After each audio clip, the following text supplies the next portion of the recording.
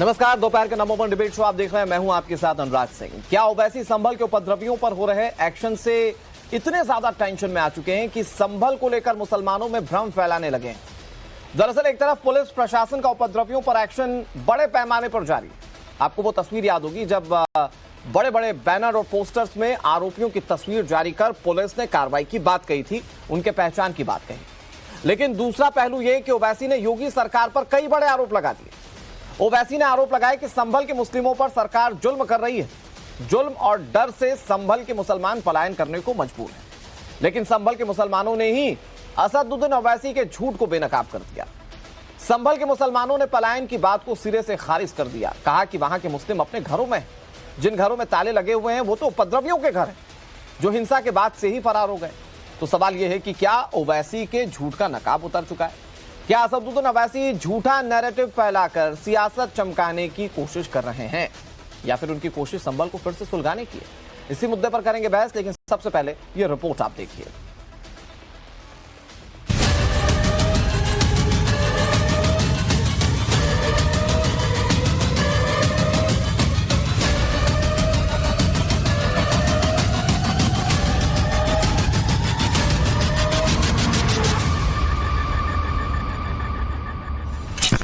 24 नवंबर 2024 को संभल में हुई हिंसा के करीब 3 महीने पूरे होने को हैं। संभल हिंसा के गुनहगारों पर पुलिस का एक्शन जारी है। हिंसा के 2 आरोपियों की रविवार को गिरफ्तारी हुई। इधर पुलिस प्रशासन की ओर से कई उपद्रवियों के पोस्टर्स लगाए गए। संभल हिंसा के बाद से ही ये उपद्रवी फरार हैं, जिनके घरों पर ताले लटके हुए हैं। लेकिन हिंसा के आरोपियों पर एक्शन से सबसे ज्यादा पीड़ा हैदराबादी भाईजान असदुद्दीन ओवैसी को हो रही है। ओवैसी संभल हिंसा पर लगातार राजनीति करते आए हैं और अब ओवैसी यूपी सरकार पर मुसलमानों को टारगेट कर परेशान करने का आरोप लगा रहे हैं। ओवैसी आरोप लगा रहे हैं कि डर और जुल्म के माहौल से मुस्लिम पलायन कर रहा है। असदुद्दीन ओवैसी ने सोशल मीडिया प्लेटफॉर्म एक्स पर लिखा, संभल में इतना डर और जुल्म का माहौल बना दिया गया है कि लोग अपने घर छोड़ने पर मजबूर हैं। सरकार को संभल के मुसलमानों को निशाना बनाना और उन्हें इज्तिमाई सजा देना बंद करना होगा। जल्द से जल्द एतिमाद साझी के कदम उठाने चाहिए। मोदी और भाजपा ने बार बार झूठी अफवाह फैलाई थी कि कुछ इलाकों में हिंदू समाज का पलायन हो रहा था। हर बार वह बात झूठी साबित हुई थी। यहाँ पुलिस और प्रशासन ये खुद मान रहे हैं कि मुसलमानों का जबरन पलायन हो रहा है, तो फिर सरकार चुप क्यों है? ओवैसी ने मुसलमानों के पलायन का आरोप लगाया। तहकीकात करने नवभारत की टीम संभल पहुंची तो वहां पर लोगों ने ओवैसी के झूठे दावों की पोल खोल दी। लोगों का कहना है कि वहां के मुसलमान अपने घरों में ही हैं और कहीं पलायन नहीं किया। यहाँ पर कोई नहीं गया है, सब यहीं पर है। क्या ऐसा कुछ है जो लोग यहाँ से गए? नहीं, कोई नहीं गया, सबके घर खुले हुए हैं। हिंसा के बाद क्या कुछ ऐसा हुआ है? हिंसा के बाद कुछ नहीं, कोई प्रशासन कोई वो नहीं कर रही, परेशान इधर सब ठीक है। पहले चले गए थे, अब आ गए सब लोग, तब अपने अपने घरों में हैं। जो यहाँ के रहने वाले हैं सब अपने अपने घरों में। कितने दिनों से लगभग लोग यहीं पर जी? अब कितने दिनों से यहाँ पर रहे हैं लोग?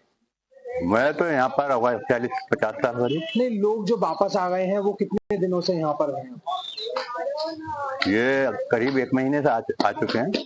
अब ये देखिए, जब मैंने भी ताला देखा तो एक पल के लिए मुझे भी लगा कि शायद लोग यहाँ से भाग गए हैं। तो मैंने कहा कि मैं जानना चाहूंगा हकीकत, क्योंकि यहाँ हम टाइम्स नेटवर्क में हम जानने की कोशिश करते हैं नवभारत में कि क्या हकीकत है। तो मेरे साथ यहाँ पे स्थानीय निवासियों से बातचीत करने की कोशिश करेंगे। आप ये बताएंगे ये जो ताला लगा हुआ है ये क्या है?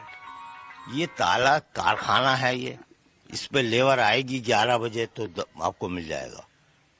यानी कि कोई भागा नहीं, कोई भागा रहता ही नहीं। कोई कारखाना है हैंडीक्राफ्ट का, लेबर आएगी 11 बजे तो अपने पैकिंग वैकिंग करती है यहाँ पर बैठ कर। अच्छा, ये दूसरा एक और मैं आपको दिखाता हूँ। देखिए, ये इसका जीना है। ये जो ताला ये जीना है, इसका ही ऊपर जाएंगे, इसकी छत है।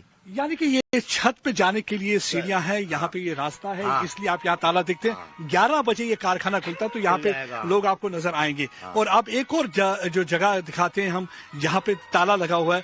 देखिए, ये जो घर है यहाँ पे भी ताला लगा हुआ है। तो इस ताले को देख के भी कई बार ये लोग मैरिज में गए में बाहर, ये ताला इस का बैठक है। एक ही घर है, यही रहते हैं, कोई भागा नहीं है। कोई बाहर नहीं है। परसों तक भी मैंने इनको देखा है। ओवैसी कह रहे हैं कि बीजेपी ने बार बार झूठी अफवाह फैलाई थी। संभल के कुछ इलाकों में हिंदू समाज का पलायन हो रहा था। ओवैसी कह रहे हैं कि हर बार हिंदुओं के पलायन की बात झूठी साबित हुई है, लेकिन सच्चाई यह है कि संभल में 1978 के दंगों के बाद हिंदू परिवारों ने दहशत से पलायन किया था, जबकि नवंबर में हुई संभल हिंसा के बाद ज्यादातर दंगाई फरार हैं। 1978 के दंगों में 184 हिंदुओं की मौत हुई थी। वहीं पिछले साल नवंबर में हुई हिंसा में 5 लोगों ने जान गंवा दी थी। 1978 के दंगों के बाद पलायन कर गए हिंदुओं की संपत्ति कब्जा ली गई, जबकि अब संभल से फरार लोगों में कई आरोपियों के घरों पर ताला लटका हुआ है। सवाल ये कि क्या ओवैसी सियासत चमकाने के लिए झूठा नैरेटिव सेट कर रहे हैं? सवाल ये कि क्या दंगाइयों पर सरकार का एक्शन हो रहा है तो ओवैसी जैसे सियासतदानों को पीड़ा हो रही है? सबसे बड़ा सवाल, क्या झूठ फैलाकर ओवैसी उपद्रवियों को बचाने की कोशिश में है? Bureau report, times now, Navbharat.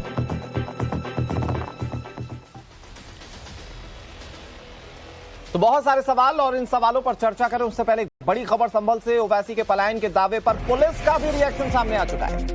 संभल पुलिस ने पलायन के दावे को खारिज कर दिया है। ओवैसी तो बहुत छाती चौड़ी करके कह रहे थे कि पलायन कर रहे हैं मुस्लिम, दूसरी तरफ पुलिस प्रशासन कह रही है कि सब कुछ नॉर्मल है। आपको सुनाते हैं पुलिस ऑफिशियल्स क्या कह रहे हैं।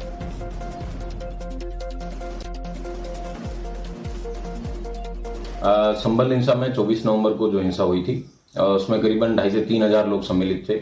उन लोगों के द्वारा पुलिस पर फायरिंग, पत्थरबाजी और तमाम तरीके के हमले किए गए थे। उनमें अभी तक 79 लोगों की गिरफ्तारी की जा चुकी है। कई लोगों के पोस्टर भी चस्पा किए गए हैं। समय समय पे यूनिक फोटोज भी हैं, सोशल मीडिया के माध्यम से इश्यू किए गए हैं। जो लोग यहाँ से गायब हैं संभवतः ये वही लोग हैं जो लोग उस दिन हिंसा में सम्मिलित थे। उसके अलावा यहाँ सामान्य जीवन है वो आराम से चल रहा है। सभी स्कूलों में बच्चे जा रहे हैं, बाजार खुले हैं। किसी प्रकार की कोई इस तरीके की पलायन की बात है वो 100% गलत है। जैसा ओबीसी ने भी एक मुद्दा उठाया है कि हजारों जो परिवार हैं वो पलायन कर गए हैं, कि ऐसी स्थिति भी है। 2,500 से 3,000 लोग उस हिंसा में सम्मिलित थे। मात्र 79 लोग हैं वो गिरफ्तार हुए हैं। बाकी कैलकुलेशन है वो आप लोग कर सकते हैं कि कौन कौन व्यक्ति जो सम्मिलित रहे होंगे, उनको अपने फोटोज पोस्टर दिखे होंगे, उसके आधार पे वो लोग यहाँ नहीं हो सकते हैं। लेकिन आम जनता में किसी प्रकार का कोई भय नहीं है। अपराधियों में जरूर सदैव पुलिस का भय रहना चाहिए। पुलिस ऑफिशियल्स को आपने सुन लिया, वो कह रहे हैं कि आम लोग तो बिल्कुल ठीक है, कोई दिक्कत नहीं है, लेकिन 2,500 से 3,000 लोग हिंसा में शामिल थे। हो सकता है कि उनमें से दंगाई जो है वो अपने घरों को छोड़कर चले गए हों। सवाल ये कि असदुद्दीन ओवैसी को क्या इन दंगाइयों की पड़ी है क्या, जिसके चलते वो इतना बड़ा आरोप लगा रहे हैं कि उत्तर प्रदेश सरकार में अल्पसंख्यक जो है वो ठीक नहीं है, डर के मारे पलायन कर रहे हैं। जरा समझने की कोशिश करते हैं। कई सारे मेहमान हमारे साथ जुड़ गए हैं। मैं तारुफ आपसे करा दूं, हमारे साथ शरद त्रिवेदी जी जुड़ गए हैं जो कि बीजेपी के प्रवक्ता हैं। हमारे साथ मुफ्ती वजाहत काजमी अब से कुछ ही देर में जुड़ेंगे तो उनसे भी बातचीत होगी। दानिश कुरैशी हमारे साथ जुड़ गए बतौर पॉलिटिकल एनालिस्ट, झुकाव AIMIM की तरफ, और मुमताज आलम रिजवी जी हमारे साथ जुड़ गए बतौर मुस्लिम स्कॉलर। सभी मेहमानों का बहुत बहुत स्वागत। मैं शुरुआत करता हूं दानिश कुरैशी जी से। दानिश जी, ये तो किसी से छिपा नहीं है कि असदुद्दीन ओवैसी मुस्लिम वोटर्स की रहनुमाई करते हैं, अपने आप को एक बड़ा मुस्लिम नेता दिखाने की कोशिश करते हैं, वो हैं भी बड़े नेता, लेकिन इस बार क्या गलती हो गई, क्या धोखा तो नहीं हो गया कि भाई दरवाजों पर ताले लगे हुए देख लिए तो ओवैसी साहब ने बोला चलिए यही साहब मौका मिल गया पॉलिटिक्स का और उन्होंने बोल दिया कि मुस्लिम पलायन कर रहे हैं? क्योंकि स्थानीय लोग से लेकर प्रशासन तो कह रहे हैं कि वहां सब कुछ ठीक है। देखिए, प्रशासन ने अगर सब कुछ ठीक कर रखा होता तो संभल की घटना को अंजाम ही ना मिल पाता। लेकिन तो सवाल तो आके यहाँ ये खड़ा है कि प्रशासन की कार्रवाई और कार्यशैली पे तो हम 10 बार चर्चा कर चुके हैं, लेकिन सवाल ये है कि लखनऊ के एक अंग्रेजी अखबार ने ये लिखा है, देख लीजिए, उसमें ये कह रहे हैं कि वो 1,000 से ज्यादा परिजन जो है वो चले गए। अब फॉर सेक ऑफ आर्ग्यूमेंट प्रशासनिक अधिकारी जो अभी आपके नवभारत पर बात कर रहे थे, आप मुझे ये बताइए कि एक भी परिवार, मैं कहता हूँ 1,000 की तो बात छोड़ दीजिए, एक भी परिवार अगर वहां से पलायन, तो क्या पूरा का पूरा घर का घर जो है उसमें लिप्त है आरोपों में? तो ऐसा तो एक भी परिवार मेरे ध्यान पे आया नहीं है कि कहीं कोई आरोप हुआ जिसके एक घर में 25 लोगों, 5 लोगों, 2 लोगों, 3 लोगों, 10। जो आप बता रहे दानिश भाई, होता क्या है दरअसल कि अगर मान लीजिए कि घर का कोई सदस्य किसी क्राइम में इन्वॉल्व है तो परिजनों से तो पूछताछ होती है, परिजनों से पूछा जाता है कि कहाँ है, कहीं आपके संपर्क में नहीं है। कई बार तो पुलिस थाने उठाकर ले जाती है। हो सकता है उस परिस्थितियों से बचने के लिए लोग वहां घर पर ना हो, ताला मार दिया हो घर पे। बहुत अच्छी बात आपने कही है कि कई बार पुलिस थाने उठाकर ले जाती है। मुझे ये बताइए कि अगर मेरे पे कोई आरोप है तो क्या कि मेरे घर के लोगों को उठा के ले जाएगी? अच्छा, तो पुलिस के अगर कोई क्राइम में शामिल है और अगर वो फरार हो गया है तो पुलिस कैसे पकड़ेगी? अरे तो सुनिए मेरी बात, उसके लिए कानूनी तौर से तरीका है या फिर कानूनी तो यही तरीका नहीं कि उसके परिजनों से पूछताछ होगी, पूछताछ के लिए ले जाती है पुलिस। अरे पूछताछ के लिए ले जाती है तो और बात है, लेकिन आप तो खुद अभी जिसको रिपीट करेंगे तो आप समझ लेंगे कि उठा के ले जाती है पुलिस। तो मैं ये कह रहा हूँ कि वही डर और खौफ की बात कर रहे हैं बैरिस्टर साहब, जो कहने की कोशिश कर रहे हैं कि जिस तरीके से अच्छा, उन्होंने चलिए प्रशासन पे आज सवाल उठा लिया, बीजेपी पर सवाल उठा लिया, मुस्लिम लोगों से, क्योंकि आप वो अंग्रेजी अखबार की कटिंग दिखा रहे हैं, सम्मान है सर, उनकी अपनी रिपोर्ट हो सकती है, हमारा रिपोर्टर ग्राउंड पे है सर, ग्राउंड पर रिपोर्टिंग करते हुए मुस्लिम लोगों से बात की तो वहां के लोग कह रहे हैं कि नहीं साहब, सब तो सब अपनी जगह पे, कोई कहीं नहीं गया। तो अब मतलब आप कह रहे हैं कि बीजेपी पे भरोसा ना करें, एसपी पर भरोसा ना करें, भरोसा मुस्लिम लोग जो कैमरे पर आकर कह रहे हैं सब कुछ ठीक है उन पर भी ना करें, सही सिर्फ असदुद्दीन अवैसी। आपने 2 लोगों का इंटरव्यू दिखाया है, 2 लोगों की बात दिखाई, कम से कम 10 लोगों के संबल के मैं आपको कांटेक्ट दे सकता हूं जो मतलब फोन पे बोलने से भी घबरा रहे हैं कि हमारे फोन सर्वेलांस। हाँ बताइए आप बोलने से घबरा रहे हैं और आपको फोन पर बता दे रहे हैं कि दिक्कत में। हाँ चर्चा कर रहे हैं, मत बहस करिए, क्योंकि अब सारी चीजें जो हैं बिला वजह की अभी आप फोन रख देंगे फिर हम परेशान होंगे। अच्छा, पर सही आकलन, लेकिन आकलन सही करते हैं आपकी। अच्छा, उन्होंने फोन रख दिया तो यही इसीलिए किया होगा कि वो परेशान है। तो अच्छा, एक मिनट भारतीय जनता पार्टी मैं मुमताज आलम रिजवी जी और वजाद काजमी जी को लेकर आता हूँ। शरद त्रिवेदी जी, मैं आ रहा हूँ आपके पास। वजाद काजमी साहब, ये ओवैसी साहब जो कह रहे हैं उस पर तो मुस्लिम धर्म के जो संभल के लोग हैं उन्होंने ही बता दिया कि नहीं साहब हम कहीं नहीं गए, प्रशासन सरकार की बात तो दूर की। तो ये जो ओवैसी अपना मेमोरेंडम या एजेंडा चलाने की कोशिश कर रहे हैं उस पर तो पानी फिरता हुआ दिख रहा है। वो तो हमेशा यही करते हैं ना कि मुस्लिम देखिए साहब भारत में कितने मुश्किल में है, या वो ये बताने की कोशिश करते हैं कि आने वाले समय में भारत में इस्लाम खतरे में हो जाएगा, और पैरोकारी सिर्फ एक करता है वो असदुद्दीन अवैसी। वो एजेंडा चल नहीं पा रहा है क्योंकि लोग खुद कह रहे हैं कि हम तो ठीक है, सही सलामत है संभल के अंदर।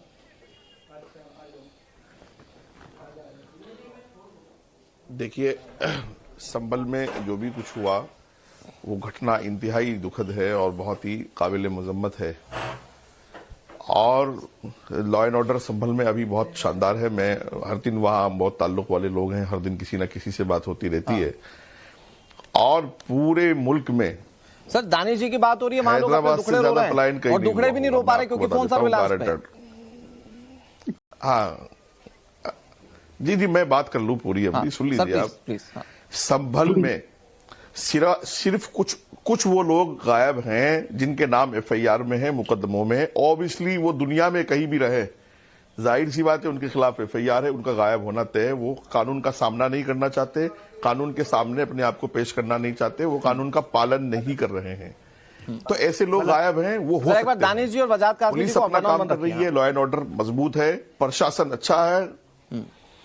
तो संभल में एक मैं कहता हूं, सिर्फ ओवैसी साहब एक आदमी का साबित कर दे कि उसने पलायन किया है, और मैं साबित करता हूं कि समाजवादी की सरकार में कैराना से पलायन हुआ। मैं साबित कर दूंगा कि हैदराबाद से हिंदुओं ने पलायन किया है, मैं साबित करूंगा। वो पिछले 40-50 साल से वो और उनके वालिद मोहतरम वहां सांसद रहे हैं, और पूरी दुनिया क्या तमाशा देख रही है। क्या संभल में ही कुछ हुआ है? ऑस्ट्रेलिया में जो कुछ डॉक्टरों ने उन्होंने किया है, क्या दानिश साहब या ओवैसी साहब कहेंगे कि वो ऑस्ट्रेलिया में यहूदियों को मारने वाली, उनको इंजेक्शन लगाने वाली बात सही है? आप क्यों गिरेबान में नहीं झांक रहे हैं कि हम कट्टरता के खिलाफ हैं? आप विदेशों की कहां बात कर रहे हैं? अभी दिल्ली का कल का मामला 2020 में दंगे हुए थे, लोग पलायन कर गए थे, और कल लोगों ने पीएम को चिट्ठी लिखी है। ओवैसी साहब बोल रहे मजाल है एक लाइन तो उस पर।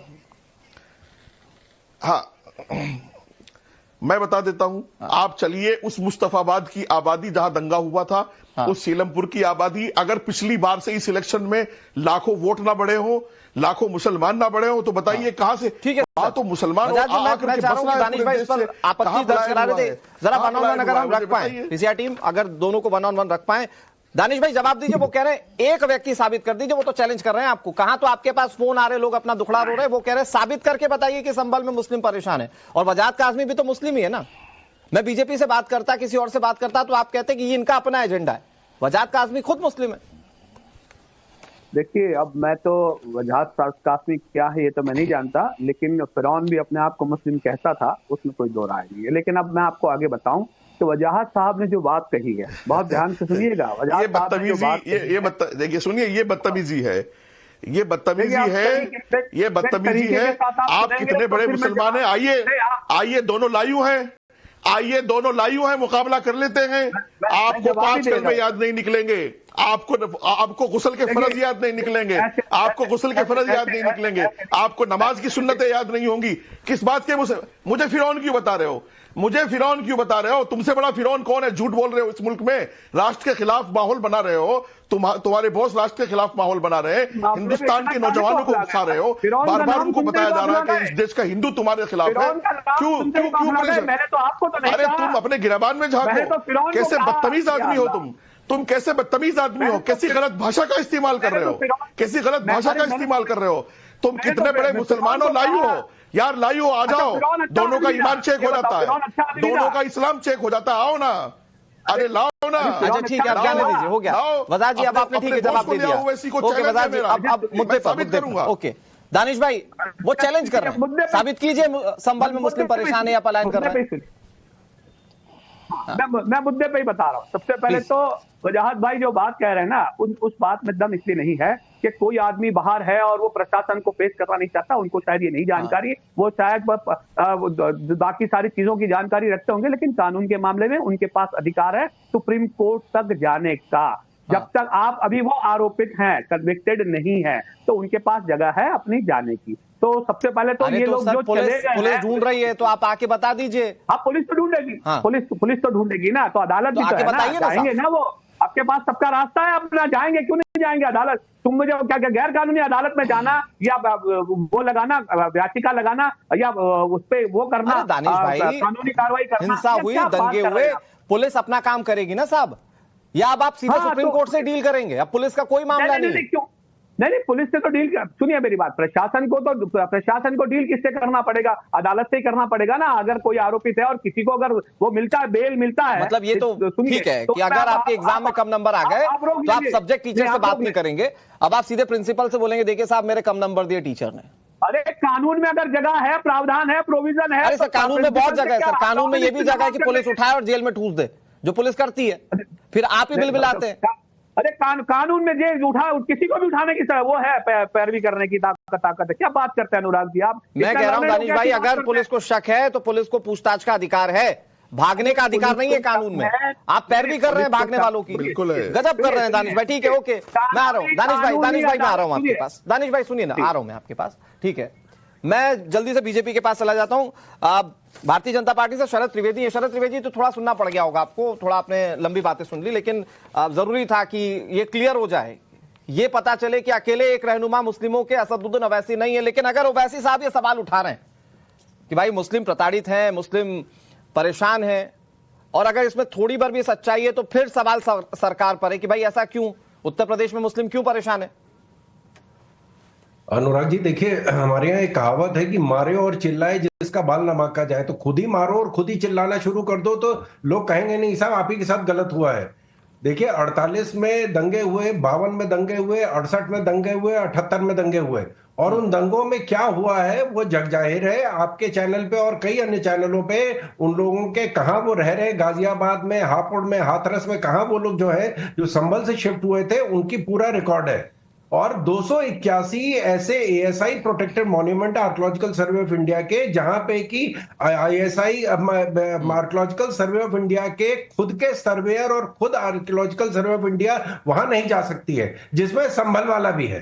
तो वो आर्कियोलॉजिकल सर्वे ऑफ इंडिया के वहां के खुद के लोग नहीं जा सकते हैं। वहां पे जब सर्वे करने गए थे तो वहां की टीम के हमारे दानिश भाई और जितने हमारे मित्र हैं दक्षिण से, खासतौर से ओवैसी जी, उनको तो पुलिस ने बताया था कि हम कट्टे लेके जा रहे हैं, हम हथगोले लेके जा रहे हैं, हम बॉम्ब लेके जा रहे हैं। तो वो उसको लिस्ट जारी करे कि साहब कौन कौन से कट्टे कब कब लेके गए थे, वो इन्होंने आज तक लिस्ट जारी नहीं करी। उसके बाद जो वहां पे घटना घटी है उसमें 20 पुलिस वाले घायल हुए हैं, क्योंकि इतने डरे हुए लोग थे कि उन्होंने 20 पुलिस वालों को वहीं निपटाने जा रहे थे। 5 लोग उनके जो सांसद और विधायक के आपसी झगड़े में निपट गए। तो ये जो कहानी गढ़ी जा रही है, मुस्लिम समाज अपने 200 नेताओं के पापों का प्रायश्चित कर रहा है। कोई मुसलमान भारत में डरा हुआ नहीं है। जो डरी हुई कौम होती है वो 3 करोड़ आजादी के समय थी और आज 25 करोड़ हो गई है। तो ये इतनी डरी हुई कौम है, आज तक मुझे एक शरद जी नाम बता दे जो भारत छोड़ के गया हो। मैं ऐसा नहीं कह रहा कि मैं बहुत लाग लपेट वाले सवाल पूछूं, मैं सिर्फ एक आम जो लोगों के मन में सवाल होते हैं मैं उन सवालों को उठाता हूं। होता क्या है कि ओवैसी साहब बड़े नेता हैं भाई, उनकी पॉपुलैरिटी भले ही चुनाव के नतीजों में ना दिखे, सीटों में ना दिखे, लेकिन जब वो जाते हैं जनसभा करने, बहुत बड़े पैमाने पर लोग आते हैं। तो अगर वो ये कहेंगे कि प्रताड़ित है, तो ये लोगों के मन पर इंपैक्ट तो डालेगा ना। सरकार की यही छवि मुस्लिमों के मन में होगी। अनुराग जी, मैंने यही बात कही है कि मुस्लिम समाज को 4 चूरन दिए जाते हैं, हज हाउस, हज सब्सिडी, हज टर्मिनल और कब्रिस्तान, और एक उनको बयान देना है कि साहब मुसलमान जो है वो भारत में खतरे में है। अगर खतरे में, अगर आप जिस देश में या जिस जगह हैं वहां से आपका पलायन होना चाहिए, आप वहां छोड़ के जाते हैं। जो डरी हुई कौम थी कश्मीर में, वहां से 5 लाख जो कश्मीरी पंडित वहां से भागे हैं, क्योंकि वहां इतने लोग डरे हुए थे कि 5 लाख उन डरे हुए लोगों को छोड़ के भाग गए वहां पे। तो अब और भारत में अगर जिनको डर लग रहा है तो कम से कम एक व्यक्ति का तो नाम बताएं जो कि भारत, ठीक है, मैं एक बार, मैं कम से कम लग रहा है मुमताज आलम रिजवी साहब जी से पूछ लेता हूं विदेश से। ठीक है, वजाद काज़मी पर दानिश भाई को भरोसा नहीं है कि वो मुस्लिम है या नहीं है। वो दोनों आपस में जो भी अपना था वो धार्मिक तौर पर लड़ रहे थे, लेकिन मुमताज आलम भाई तो मुस्लिम है ना। दानिश भाई, मैं पूछ लेता हूं, मुमताज भाई, डर लग रहा है क्या यहाँ पे पैनल में बैठ के, भारत में रह के, या उत्तर प्रदेश की सरकार के बीच में रह के? नहीं, मुझे किसी तरह का कोई डर नहीं है, खौफ नहीं है, और मुझे लग रहा है कि सोच के बोलिए आप, हो सकता है कि आप ये घोषित हो जाए कि आप भी मुस्लिम नहीं है। वजाद भाई तो वैसे भी घोषित हो चुके हैं। नहीं, मैं बता रहा हूं, सुनिए, नहीं, एक मिनट। तो मैं ये कह दूं कि बीजेपी और आरएसएस और वीएचपी इन सब के मुताबिक तो हिंदू डरा है, मुसलमान तो डरा नहीं, नंबर 1। नंबर 2 ये कि बहस तो यूपी से ये होनी चाहिए कि जो कुंभ में इस वक्त है, जो हालात हैं, उस पे बहस होनी चाहिए। बहुत बुरे हालात हैं वहां पे, अभी तक पता नहीं चला कितने लोग वहां पे हमारे श्रद्धालु जो है वो मारे गए, क्या वहां पे सिचुएशन, ट्रेन पे किस तरीके से। अच्छा, मुस्लिम डरा हुआ, इस पे बहस नहीं होनी चाहिए, तोड़ फोड़ मच रही है। वैसे साहब कह रहे हैं डर के पलायन हो रहा है, आपको छोटा मुद्दा लग रहा है? दूसरे नहीं, मुस्लिम कहाँ डरा हुआ है? नहीं, देखिए, तो दानिश भाई को जवाब दीजिए। बता दूं, देखिए, ऐसा उनके पास फोन करके लोग कहां पर हैं, बोल ही नहीं पा रहे हैं कि हमारे साथ क्या हो रहा है, उनके साथ ये हो रहा है। अरे सुनिए तो अगर मुमताज भाई आप ही को बोल, अरे सुन तो लीजिए अनुराग भाई, अगर ओवैसी साहब को लग रहा है कि संभल में लोग पलायन कर रहे हैं, डरे हुए हैं, तो वो हैदराबाद में क्या कर रहे हैं? वो संभल आए ना, ट्वीट क्यों खेल रहे हैं? आए संभल में प्रेस कॉन्फ्रेंस करें और कहें कि ज्यादती हो रही है, जुल्म हो रहा है उनके साथ। ये हैदराबाद से ट्वीट क्यों खेल रहे हैं? तो जब चुनाव होगा तो उसी में से किसी को उम्मीदवार बना देंगे, फिर रो कर वोट मांगेंगे। अभी जब लड़ने का टाइम है तब वो ट्वीट खेल रहे। तो मैं तो उनकी राजनीति जानता हूं, मैं उस पर बहस नहीं कर रहा हूं, लेकिन जो हमारे बीजेपी के एमएलए हैं वो झूठ बोल रहे हैं, वो गलत बात कर रहे हैं, उन्हें सही बात करनी चाहिए। जहां तक आप प्लान और इसकी बातें, देखिए, ऐसा माहौल जब बन जाता है, आज अलग अलग कॉलोनियां बनती जा रही हैं, आप सबको पता है कि खौफ इतना पैदा कर दिया कि मुस्लिम जहां पे ज्यादा है वहां पे हर मुसलमान चाहता है कि मैं भी वहीं बस जाऊं। इसी तरीके से जहां हिंदू ज्यादा है वहां हिंदू जो एक दुख का कहीं वो सोच रहे वहां बढ़ जाए। ये सिचुएशन है, ये खत्म होनी चाहिए। बिल्कुल सही इसको खत्म करने की जरूरत है। बिल्कुल सही बात। इसलिए मुझे लग रहा है अगर देश में ऐसा है, बीजेपी वाले कह रहे हैं हिंदू मुस्लिम भाईचारे की बात कर रहे हैं, लेकिन अगर देश में ऐसा मुद्दा भाई खत्म होना है। अनुराग भाई, हाँ, बस जल्दी से अनुराग भाई, ये साबित करें। नहीं, ये साबित करें, कह रहे हैं कि विधायक और संसद के आपस की लड़ाई में 5 लोग मरे, तो बताएं, साबित करें, क्या साबित हुआ? क्या झूठ बोल रहे हैं? वहां पे बाकायदा गोली चलाई गई और वहां पे जानबूझ करके मारा गया। चीजों को अगर पहले से मैनेज किया जाता, कंट्रोल किया जा सकता था, तो ये सही है। लेकिन वहां पे ठीक है, मुमताज भाई आपके पास फिर से आ रहा हूं मैं बहुत जल्दी से दानिश भाई के पास जा रहा हूं, फिर वजाद जी आपके पास आता हूं। दानिश भाई, बड़ा दिलचस्प है कि आप कह रहे हैं कि मुस्लिम डरा हुआ है, और वही डर में जब सर्वे करने टीम पहुंचती है अंदर मस्जिद के, तो फिर अत्याधुनिक हथियार निकल आते हैं, खोखे पाकिस्तान वाले निकल आते हैं, और फिर गोलियां चल जाती हैं। मैं कहता हूं चलिए सारी बात आपकी अपनी है, यहां तो मुमताज आलम रिजवी भाई भी कह रहे हैं कि कोई डरा हुआ नहीं है, तो ये भी मुस्लिम नहीं है क्या? देखिए, मुमताज भाई हमारे भाई हैं और हम उनकी बहुत रिस्पेक्ट। बाकी लोग क्या हैं फिर आपके? उनको, अरे मैं तो देखिए, अभी तो मैंने फिरौन की बात कही थी, तो फिर भड़क गए थे एक पैनलिस्ट, तो फिर वापस वो झगड़ा शुरू हो जाएगा। भाई कह दीजिए, वो हो सकता है आपसे मोहब्बत बरसाएं, फिर भाई कह दीजिए। अरे भारतीय नागरिक तो है ही, तो हम उनका सम्मान तो हम भारतीय जनता पार्टी के जो नेता है उनका भी करेंगे, वो अपनी जगह है, और क्या बोलते हैं, राजनीतिक मतभेद अपनी जगह है और वो हम करेंगे, उस पर हमारा अधिकार भी है। अब सुनिए, मैं आपको बताऊं, देखिए, इतने सारे नोटिस चस्पा किए गए, इतने सारे फोटो लगाए गए, सब कुछ किया गया, मैं एक दंगा आपको और बताता हूँ, अनुराग जी बहुत ध्यान से सुनिएगा। बहराइच में भी दंगा हुआ था, बहराइच में भी दंगा हुआ था, और उसमें कंप्लेनेंट जो है वहां का स्थानीय भारतीय जनता पार्टी का एमएलए। क्या हुआ उसमें कहीं नोटिस चस्पा किया गया, किसी के फोटो आए, कुछ बाहर आया?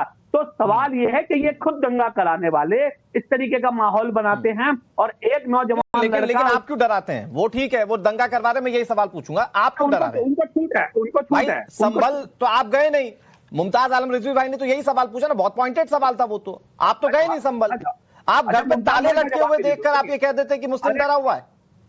मुमताज भाई का भी जवाब दे दूं, मुमताज भाई खुद मेरा जवाब से मुझे लगता है कि वो हो जाएंगे, इत्तेफाक रख लेंगे। अच्छा। मुझे ये बताइए कि तमाम विपक्ष, इंक्लूडिंग वहां का स्थानीय सबसे बड़ा विपक्ष था वो, समाजवादी पार्टी, चाहे कांग्रेस और क्या कहते हैं एमआईएम के नेता, इन तमाम लोगों को 10 दिन तक वहां पर जाने की पाबंदी लगाई गई थी। आप भूल गए क्या? 10 दिन बाद सियासत आज की डेट में भी कर रहे हैं, यही संभल का नाम ले लेकर दिल्ली में वोट मांगे, नहीं है, लेकिन बोले 10 दिन तक तो जाने नहीं दिया, आप नहीं जाएंगे। सुनिए, जब प्रशासनिक अधिकारी इस तरीके का वातावरण बनाने की बात करता है तो सर आप तो लड़ी रहे ना जुल्मों के खिलाफ, प्रशासनिक अधिकारी आपके खिलाफ है तो जाइए ना सर, संभल जाइए। तो मैं तो अच्छा सुनिए, मैं जवाब संभल जाएंगे तो आप घर पे लटके तालों को प्रताड़ना नहीं बताएंगे। मैं आपको यहीं बैठ के दिखा दूं, आपको याद हो तो डीएम साहब का ऑर्डर था, क्या हुआ उस ऑर्डर का, जिसमें गोली नहीं चलाना था, जानहानि नहीं होनी चाहिए थी, क्या हुआ? उस पर कोई एक्शन हुआ? नहीं होगा। यही दोहरे मापदंड है भारतीय जनता पार्टी। ठीक है, दोहरे मापदंड पर बात करेंगे, बीजेपी जवाब देगी। वजाहत काज़मी जी सुन रहे हैं, मैं वजाहत काज़मी जी आप जवाब दीजिएगा। मेरे मन में एक सवाल है कि ये पूरे मुस्लिम धर्म की रहनुमाई कैसे कर लेते हैं? 2 लोग मेरे साथ इस पैनल में बैठे हुए हैं, दानिश भाई के अलावा, जो मुस्लिम है, और दोनों ओवैसी साहब की बातों से इत्तेफाक नहीं रखते, लेकिन पूरे मुस्लिम धर्म की रहनुमाई ओवैसी साहब कर लेते हैं।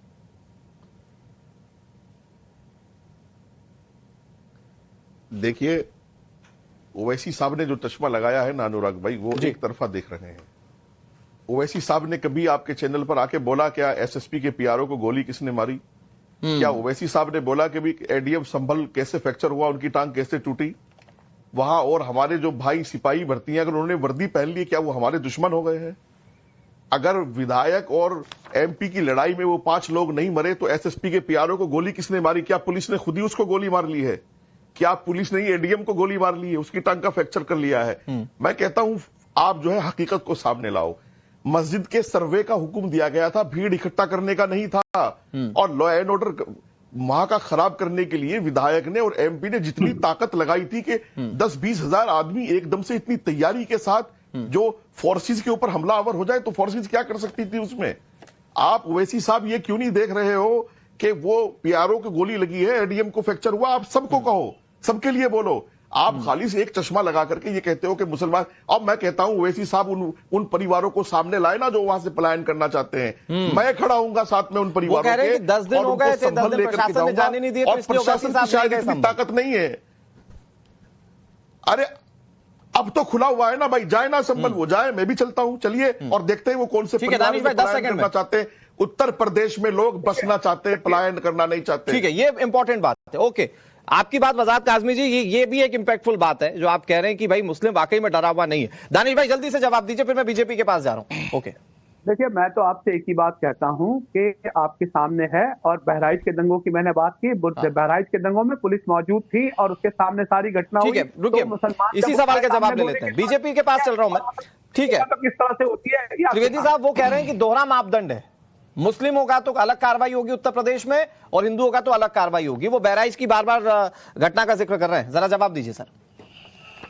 देखिए, जिन घरों में ये समझ रहे हैं कि बुलडोजर चल रहा है तो वो मुस्लिमों के खिलाफ कार्रवाई है, मैं नाम बता रहा हूं। मिश्री चंद गुप्ता भोपाल में थे, उन भारतीय जनता पार्टी के वरिष्ठ नेता थे, उनका होटल था 5 मंजिला, उसको डायनामाइट से तोड़ा गया है। और बलिया में जो भारतीय जनता पार्टी का जो कार्यालय था, वो बाद में पता चला कि गलती से कुछ हिस्सा उसका सरकारी जमीन पे आ गया था, वहां बुलडोजर चला था। हम किसी धर्म जाति को देख के कार्रवाई नहीं करते हैं। हमारे मुसलमान उतना ही अपना है जितना हिंदू है, जितना सिख है, जितना ईसाई है। 168 यहूदी धर्म के लोग हैं गुजरात में जिनको हमने माइनॉरिटी स्टेटस दिया हुआ है। ये इससे पहले कभी इस तरह की घटना नहीं घटी। इनके लिए मुसलमान वो है और माइनॉरिटी वो है जो इनको चुनाव में जिता सकता है। 168 वोट पे तो आप प्रधान का चुनाव नहीं जीत सकते, तो इसलिए उनको कभी माइनॉरिटी नहीं बनाया गया।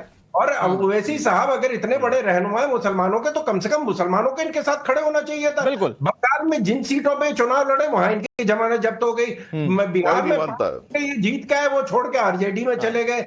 दिल्ली में अब की बार चुनाव लड़े, इन्होंने कितनी सीटें बनाई हैं, कितनी इनकी जमानत जब्त हुई, वो इसी साहब खुद बता दें। तो ये खाली मुसलमानों को जो भड़काने का एक राग पला हुआ है। और मैं व्यक्तिगत रूप से इस बात को मानता हूं, जिस धर्म को, जिस मजहब को 200 करोड़ लोग मानते हैं, वो खतरे में कहां से आ जाएगा। और मैं अपने मित्रों से ये दुआ करता हूं, गुजारिश करता हूं कि आप अपने दफ्तर पाकिस्तान, अफगानिस्तान, बांग्लादेश और बर्मा में खोलें, ताकि वहां से जो रिफ्यूजी भारत आ रहे हैं उनको बताइए कि भारत में कितना खतरे। मुमताज भाई जल्दी से जरा जवाब दीजिए। बीजेपी फैक्ट्स पर बात करते हुए कह रही है कि हम तो इतना कुछ तो कर रहे हैं, फिर भी इसकी गुंजाइश कहां है कि भाई मुस्लिम ये कहें कि हम बीजेपी सरकार में प्रताड़ित हैं। ये बीजेपी को जवाब दीजिएगा। दूसरा मेरा सवाल ये कि अगर प्रताड़ित हो, आजादी के बाद से अब तक आज मुस्लिम हमारे देश में इतना फलता फूलता कैसे? आबादी के मामले में, नंबर्स के मामले में बात करना तो मेरे ख्याल से बेईमानी है।